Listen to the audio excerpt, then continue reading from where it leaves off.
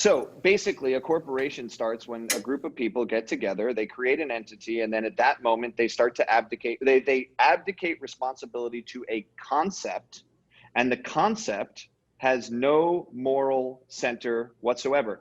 And it has two things it must do. It's actually the law that it must do these things. It must grow, and it must collect money. And whoever runs it must make sure that it grows and collects money, or they are not doing their fiduciary responsibility and can actually be sued for that. That's right. It's not the CEO's fault. It's literally their job. They have to do that. They don't have a choice. And so, and then as you abdicate responsibility, and then as you make it exponential, because you start abdicating responsibility, and then you hire people and you abdicate responsibility to them, and on and on and on and on it goes. Well, then nobody has responsibility, and there's no moral compass, and there's nobody to say, but this isn't what we're supposed to be doing, and this isn't the right way, and because nobody can do that anymore, because there's no human. You see, the thing that I think is interesting is people say, yeah, but corporations are made up of people. No, they're not. People work for corporations. Right. They're not made up of people. Right. There's a big difference. And what I think needs to change, the laws right now in our country protect the corporation and protect the company, and not the people and not the planet. And that this has been written right into policy, and you can see it. I mean, and it's literally killing us in a lot of ways. And just look at what's going on right now.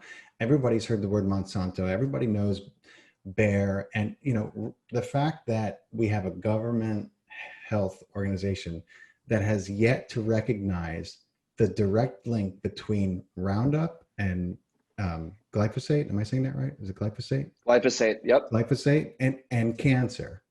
And you have other countries like Mexico who Americans tend to, look upon with this, inferiority. Disdain. Right.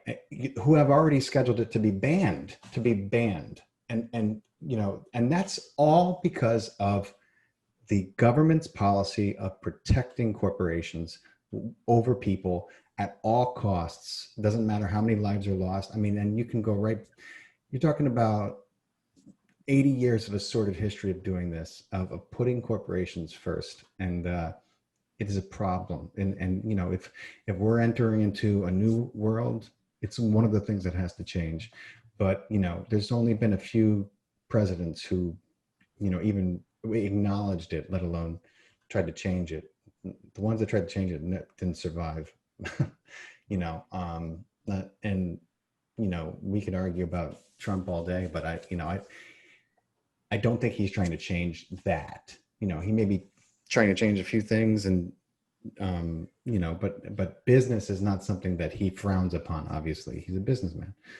So, it's interesting that you bring up a couple of presidents that didn't survive, because the brother of the president who didn't survive, Robert Kennedy, I worked with Edgar Kahn, who was his speechwriter. And Edgar Kahn went on to be the father of time banking.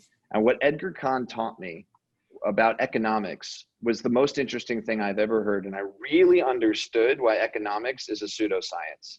And the reason is because economics does not take into account externalities, which means it does not take into account in the math the effect that any of the things it does has.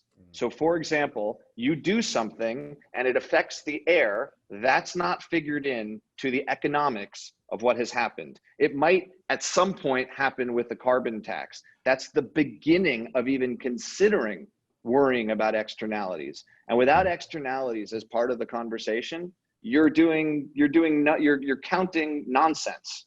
Right. Because you're talking about growth, but you're not talking about growth and thinking about the effect you're having on other people. Right. But like, I'm sitting here in Stockholm, okay? This is a place that deeply cares about public health, deeply. They care a lot. They do a lot to care about public health. There are a lot of rules and regulations to make sure that people are safe, to a degree that Swedes are annoyed by. They're just like, come on. It's like this, like, why do you have all these fucking rules? But what's really interesting to me is that COVID hits, and all of a sudden, the United States cares about public health. How did that happen? We don't care about glyphosate. We allow drunk driving. Drunk driving is legal in America. 0.08% is drunk driving, Smoking, not to mention the fact drinking. that we let you do it anyway. Here, it's 0.02%. If you have a little bit too much mouthwash and you get into a car, you're done driving, because they don't allow drunk driving because it kills people. Right. So why are we so worried about COVID, which is basically unstoppable? There's nothing you can do about it. It's a fucking virus, unless you want to act like a fascist country or put yourself in a fucking hermetically sealed suit. I mean, exactly. But there are things we can fix. We could stop drunk driving. We could stop glyphosate. We could stop so many things that are killing us. And part of the reason, by the way, that America is doing so badly is because we're a fucking sick country. We're really, really sick. And so, of course, when a virus comes, we're not going to do so well. Why is Sweden doing so well? Part of the reason is because they're not sick. Much healthier population, much healthier. And they have done nothing. They've basically done nothing. I'm here in Stockholm, and like, I don't know, there's some lines on the floor to say, like, try to be separate and like, whatever. But they don't wear masks or any of that madness. Nothing.